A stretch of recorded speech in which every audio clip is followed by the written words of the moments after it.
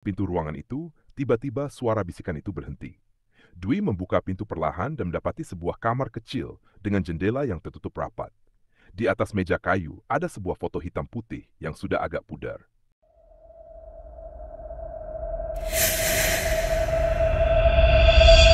Di balik gelapnya malam, ada cerita yang tidak pernah diceritakan sampai hari ini.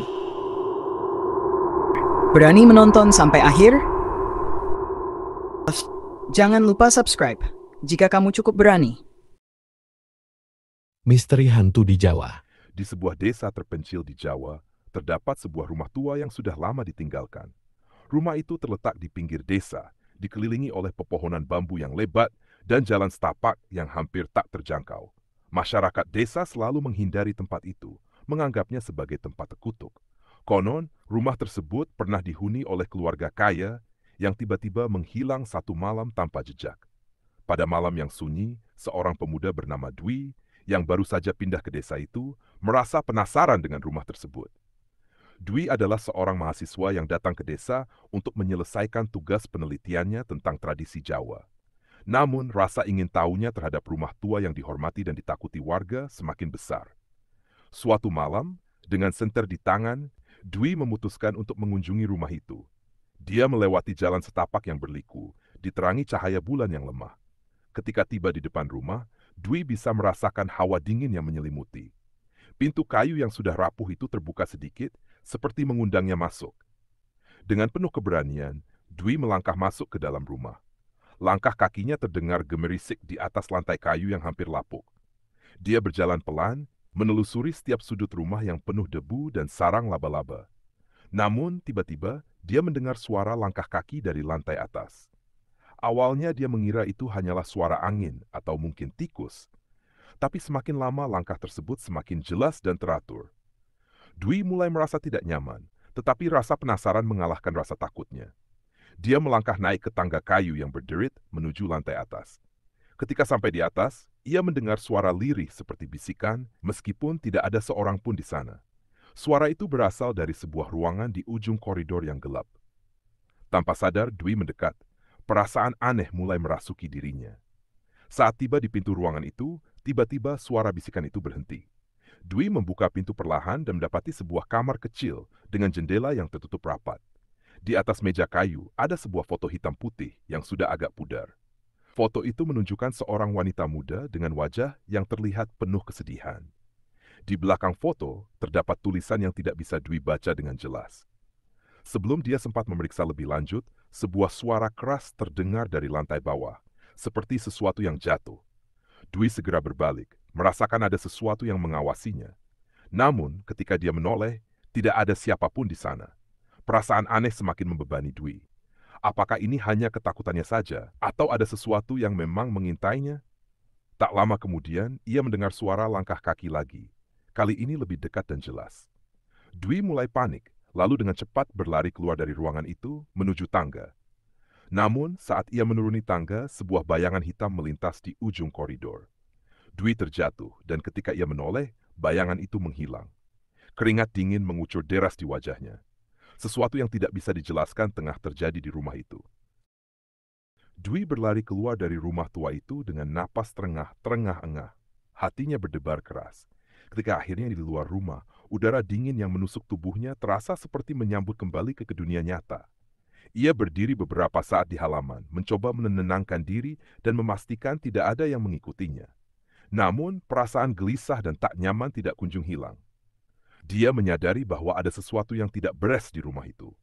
Apa yang baru saja ia alami, suara langkah kaki, bisikan aneh, dan bayangan yang muncul di tangga, terasa lebih dari sekedar kebetulan. Dwi memutuskan untuk kembali ke desa dan mencari tahu lebih lanjut tentang rumah tersebut, meskipun hatinya masih dipenuhi ketakutan.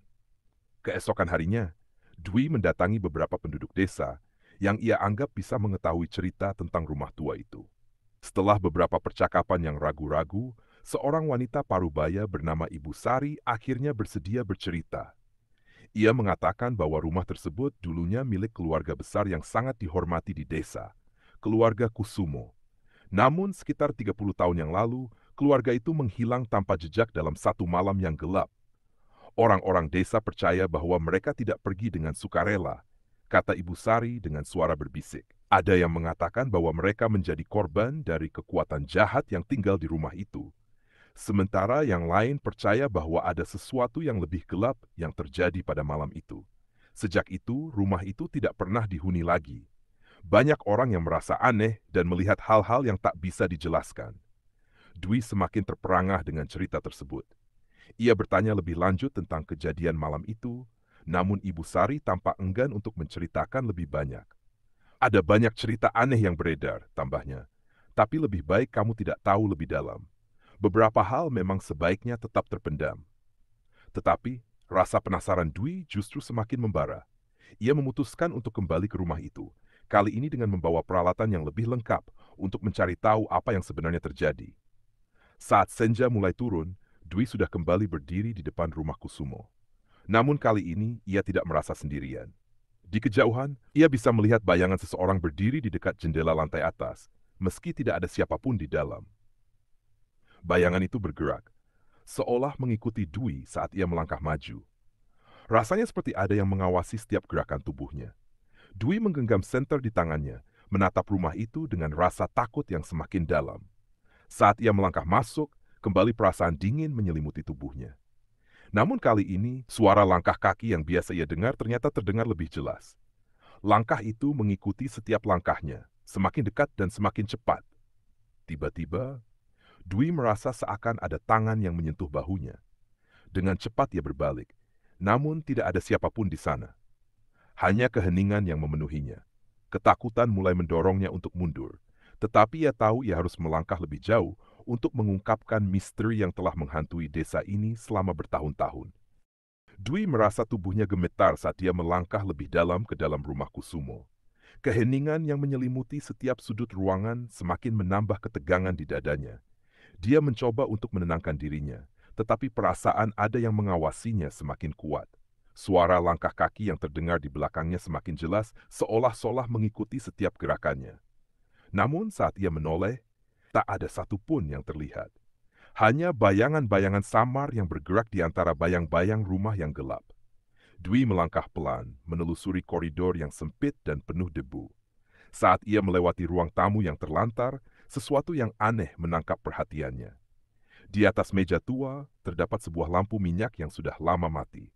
Namun ada cahaya redup yang mulai muncul di dalam rumah, berpendar seperti cahaya lilin yang menyala sendiri. Dia mendekati meja itu dengan hati-hati, dan matanya tertuju pada lampu minyak yang kini tampak berkilau dengan cahaya yang tidak wajar. Dwi mencoba untuk menyentuhnya, namun saat jarinya hampir menyentuh permukaan lampu, cahaya itu tiba-tiba padam, meninggalkan ruangan itu dalam kegelapan yang lebih pekat daripada sebelumnya. Perasaan aneh kembali melingkupi dirinya. Dwi tahu bahwa ada sesuatu yang tidak beres di tempat ini, dan rasa ingin tahunya justru semakin besar. Dia berjalan menuju ruang tengah, tempat di mana dia merasa ada sesuatu yang mengintainya sejak awal. Saat ia memasuki ruangan itu, langkah kakinya berhenti sejenak. Di tengah ruang tamu ada sebuah meja panjang dengan sebuah kotak kayu di atasnya. Kotak itu tampak sangat tua, dengan ukiran-ukiran halus yang tertutup debu. Di atas kotak tersebut terdapat sebuah tulisan yang tak dapat ia baca dengan jelas. Dwi mencoba untuk mendekat, namun tiba-tiba sebuah suara berbisik lagi. Kali ini lebih keras dan jelas, seakan berasal dari dalam kotak itu. "Tolong, jangan buka kotak itu." Dwi terkejut dan mundur sejenak. Suara itu begitu nyata, seolah datang dari seseorang yang sangat dekat.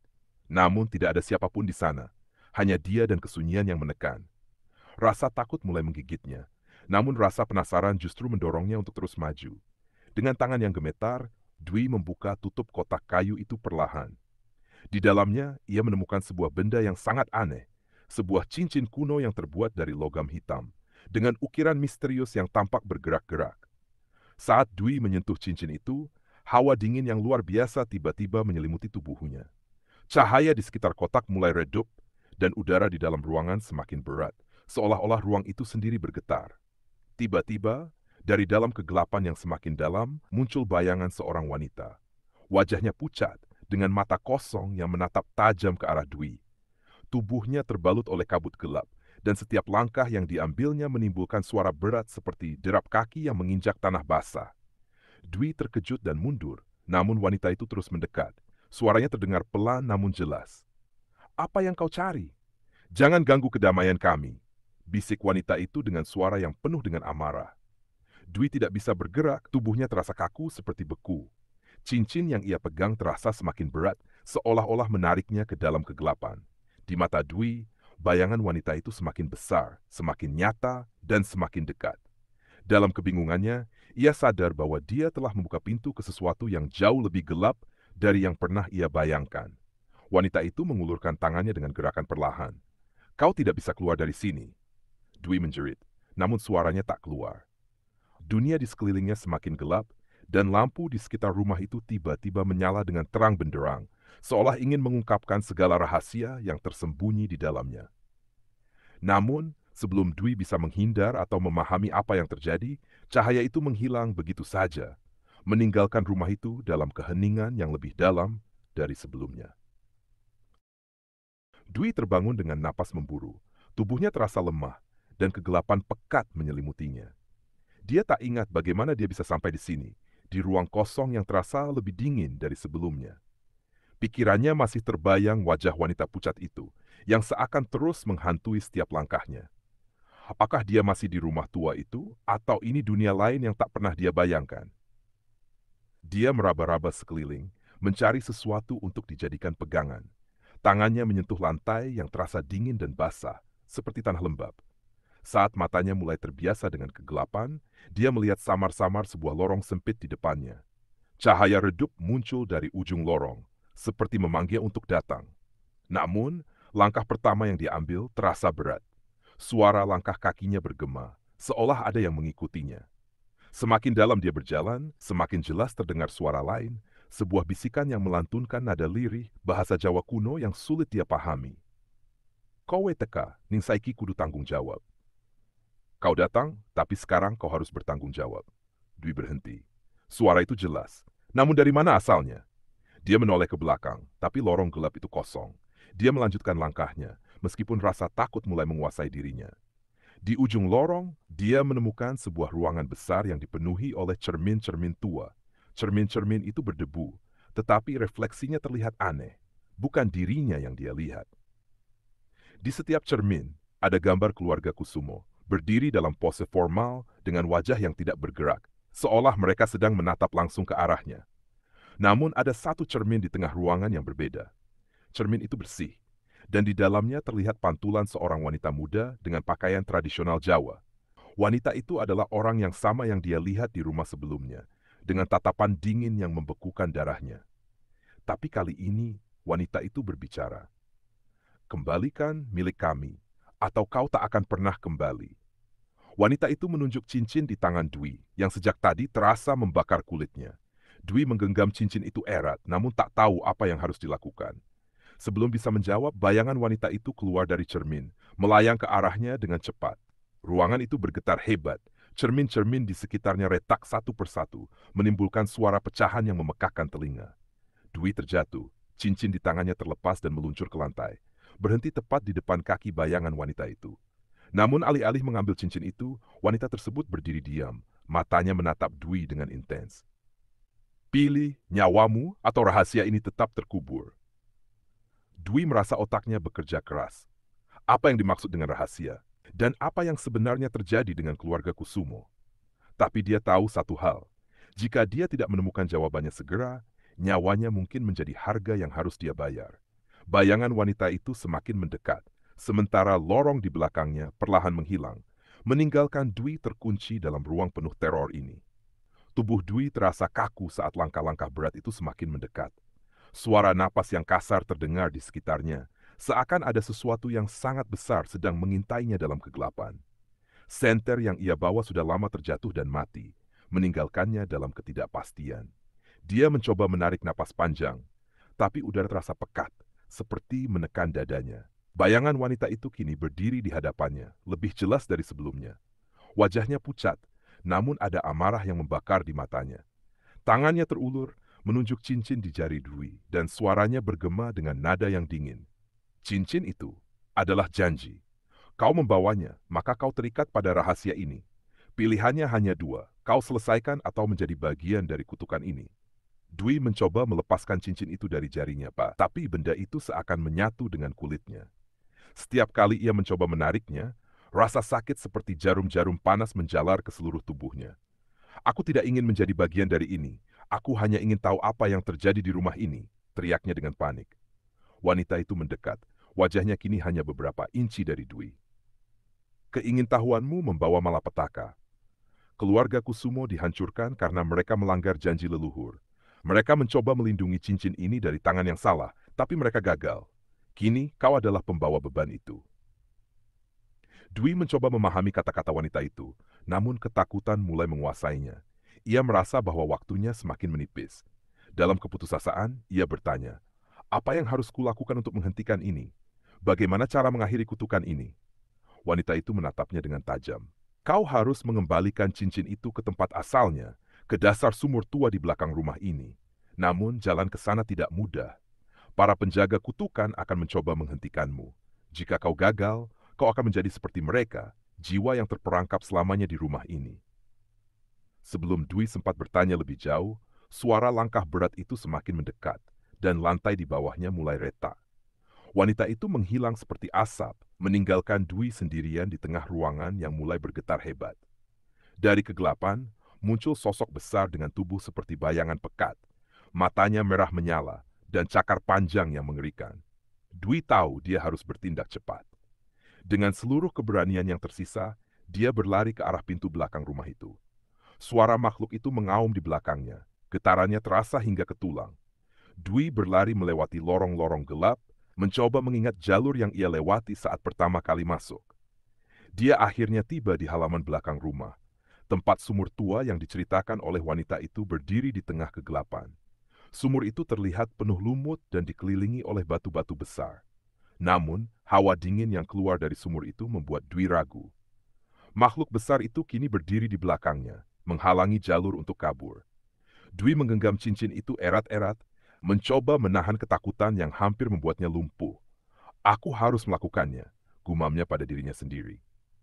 Dengan sisa tenaga, Dwi mengangkat cincin itu tinggi-tinggi, lalu melemparkannya ke dalam sumur. Suara gemericik air terdengar saat cincin itu tenggelam ke dalam kegelapan sumur. Sesaat kemudian, dunia di sekitarnya terasa berhenti.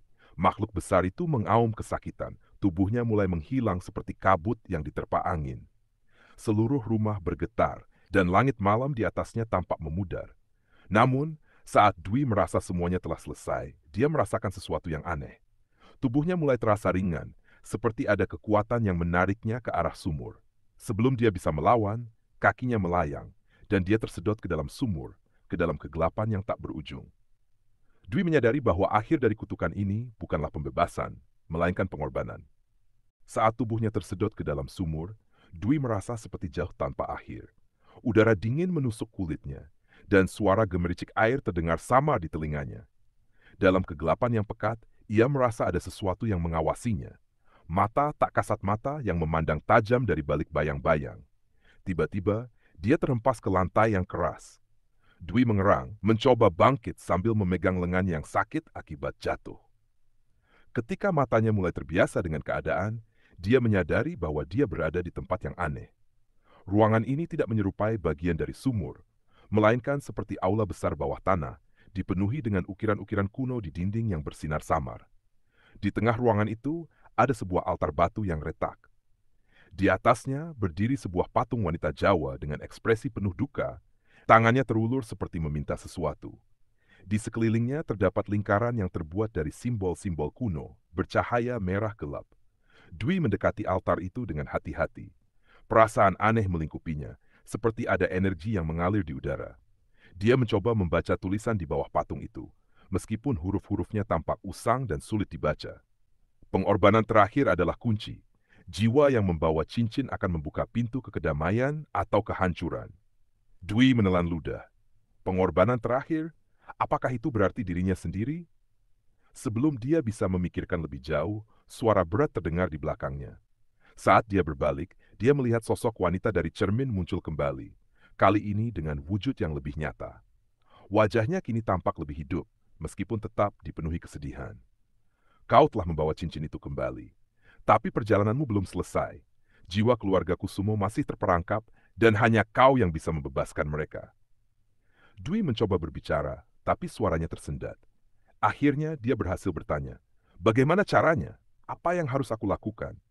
Wanita itu menunjuk ke patung di altar. "Tempatkan tanganmu di atas tangannya. Kau harus menyerahkan sesuatu yang berharga, jiwamu sendiri, atau sesuatu yang lebih besar dari itu." Dwi terdiam. Tubuhnya gemetar, dan pikirannya dipenuhi dengan ketakutan. Namun, dia tahu bahwa jika dia tidak melakukannya, keluarga Kusumo akan tetap terperangkap dalam kutukan ini. Dan mungkin dirinya juga tidak akan pernah keluar dari tempat ini. Dengan langkah ragu, Dwi berjalan ke arah patung itu. Dia meletakkan tangannya di atas tangan patung, dan seketika itu juga, lingkaran simbol di sekelilingnya menyala terang. Energi yang luar biasa terasa menyedot kekuatan dari tubuhnya. Suara-suara mulai terdengar, suara tangisan, jeritan, dan bisikan dari jiwa-jiwa yang terperangkap. Dalam pandangan Dwi, dia melihat bayangan keluarga Kusumo muncul satu persatu. Wajah mereka dipenuhi penderitaan. Namun perlahan, ekspresi mereka berubah menjadi lega, seolah beban yang mereka tanggung selama ini mulai hilang. Tapi kemudian, suara wanita itu kembali terdengar.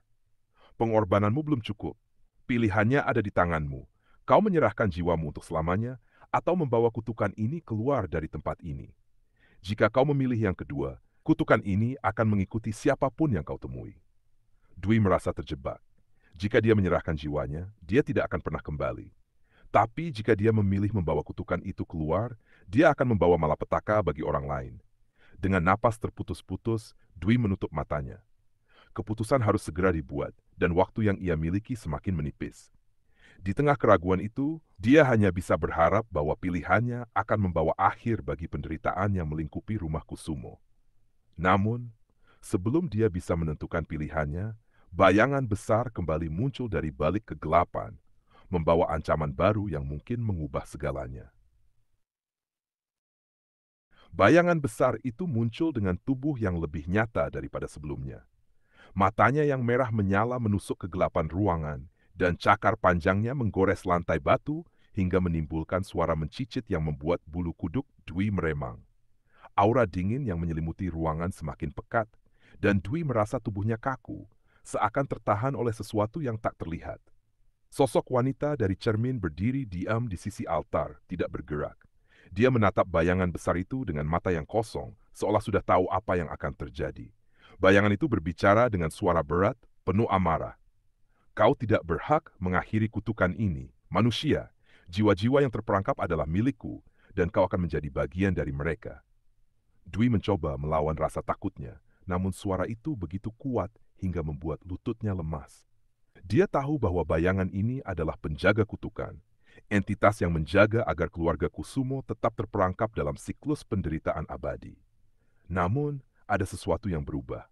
Lingkaran simbol yang bercahaya merah mulai berpendar lebih terang, seperti merespons keberadaan bayangan itu. Wanita di sisi altar akhirnya berbicara dengan suara yang lebih tegas daripada sebelumnya. "Kau salah! Cincin itu telah dikembalikan, dan aku akan memastikan bahwa kutukan ini berakhir malam ini." Wanita itu berbalik ke arah Dwi, matanya menatap dalam-dalam. "Kau harus memilih sekarang, jiwa atau kutukan. Jangan ragu, karena keraguan akan memperkuatnya." Dwi menelan ludah.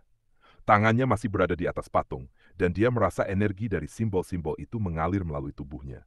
Pilihan itu menggema di pikirannya, mengorbankan dirinya untuk selamanya, atau membawa kutukan ini keluar dengan konsekuensi menghancurkan kehidupan orang lain.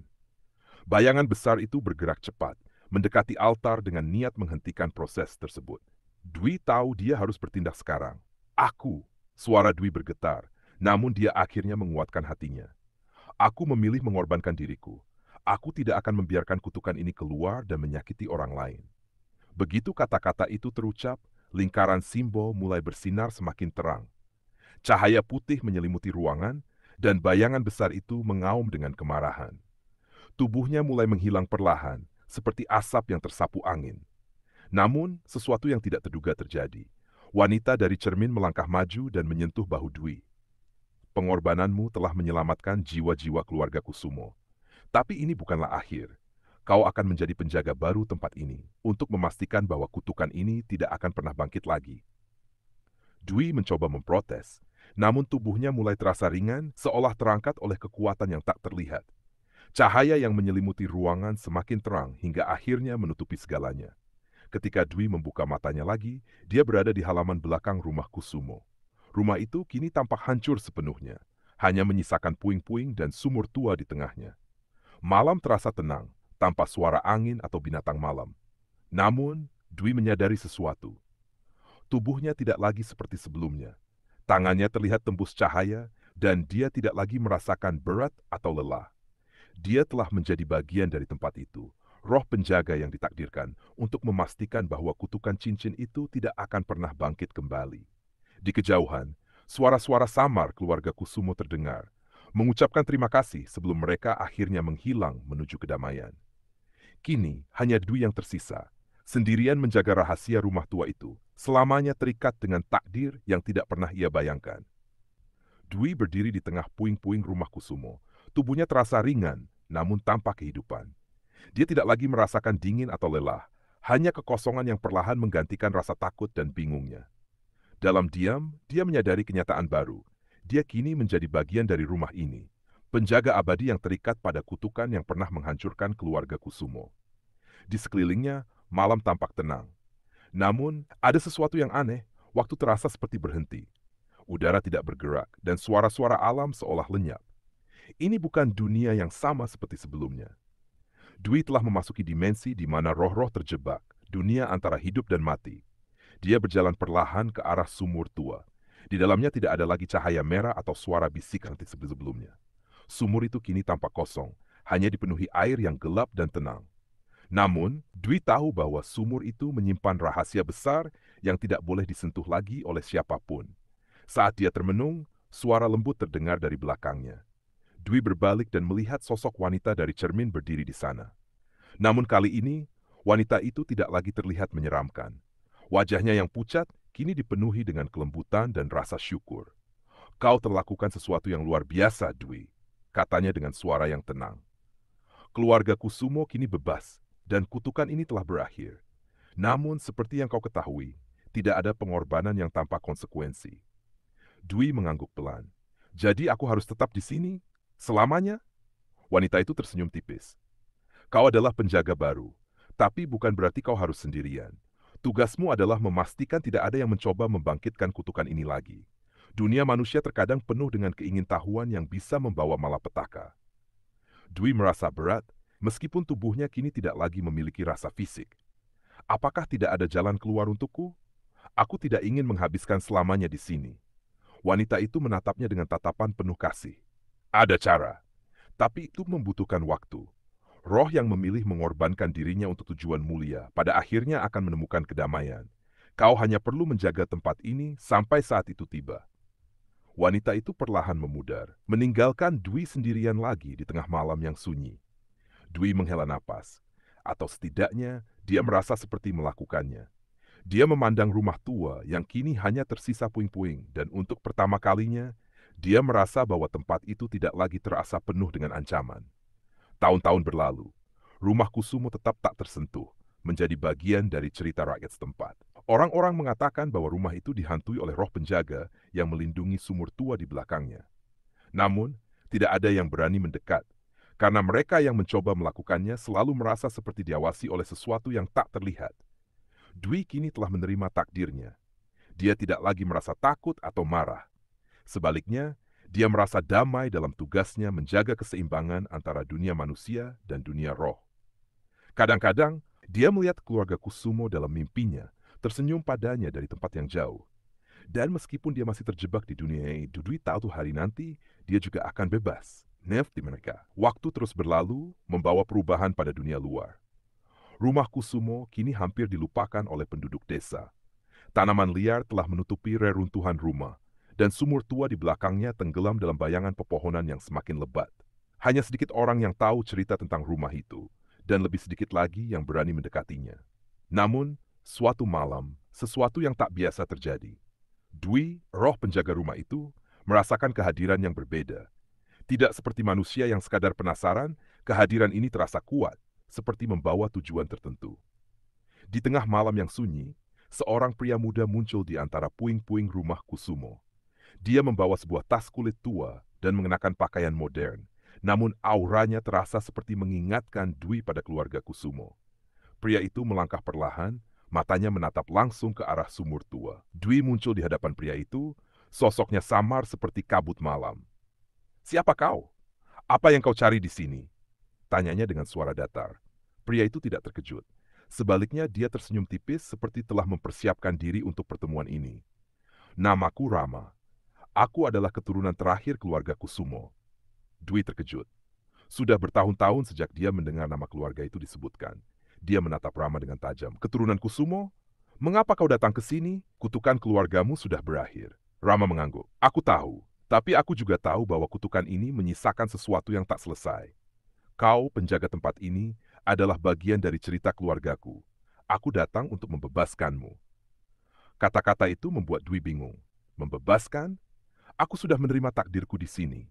Aku adalah penjaga tempat ini untuk memastikan tidak ada yang membangkitkan kutukan ini lagi. Rama melangkah lebih dekat, matanya penuh tekad. "Tidak ada yang akan membangkitkan kutukan ini. Semua yang terkait dengan cincin itu telah berakhir. Aku datang untuk mengembalikanmu ke tempat yang seharusnya. Kau telah melakukan lebih dari cukup." Rama membuka tasnya, mengeluarkan sebuah buku kuno yang penuh dengan tulisan tangan. Ini adalah catatan leluhur keluarga Kusumo. Mereka tahu bahwa kutukan ini tidak akan benar-benar berakhir sampai penjaga terakhirnya bebas. Mereka menuliskan cara untuk melepaskanmu, dan aku di sini untuk melakukannya. Dwi merasa perasaan yang campur aduk. Dia telah lama menerima perannya sebagai penjaga, namun ada harapan kecil yang muncul di hatinya. "Bagaimana kau bisa yakin bahwa ini akan berhasil?" tanyanya pelan. Rama tersenyum lagi. "Aku tidak yakin, tapi aku harus mencobanya. Keluargaku berutang banyak padamu, dan aku tidak bisa membiarkanmu terjebak di sini selamanya." Rama mulai membaca mantra dari buku itu. Suaranya tenang, namun penuh keyakinan. Lingkaran cahaya mulai muncul di sekitar sumur tua, sama seperti yang pernah Dwi lihat saat dia mengembalikan cincin itu. Tapi kali ini, cahaya itu terasa hangat, bukan menakutkan.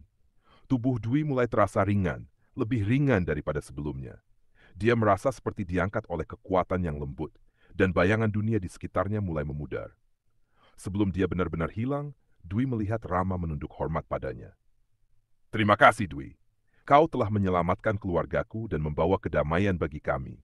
Sekarang, giliranmu untuk mendapatkan kedamaian itu." Dwi tersenyum untuk pertama kalinya dalam waktu yang sangat lama. "Terima kasih, Rama. Aku percaya padamu." Dengan cahaya yang semakin terang, Dwi akhirnya menghilang, meninggalkan rumah Kusumo tanpa penjaga. Sumur tua itu kini benar-benar mati, tidak lagi memancarkan energi gelap atau kutukan. Rama berdiri di sana untuk beberapa saat, merasakan kedamaian yang menyelimuti tempat itu. Dia tahu bahwa ini adalah akhir dari cerita keluarganya dan juga akhir dari penderitaan seorang penjaga yang tak pernah meminta peran itu. Kini rumah Kusumo hanyalah sebuah legenda, dan Dwi telah menemukan kedamaiannya di dunia yang lebih baik.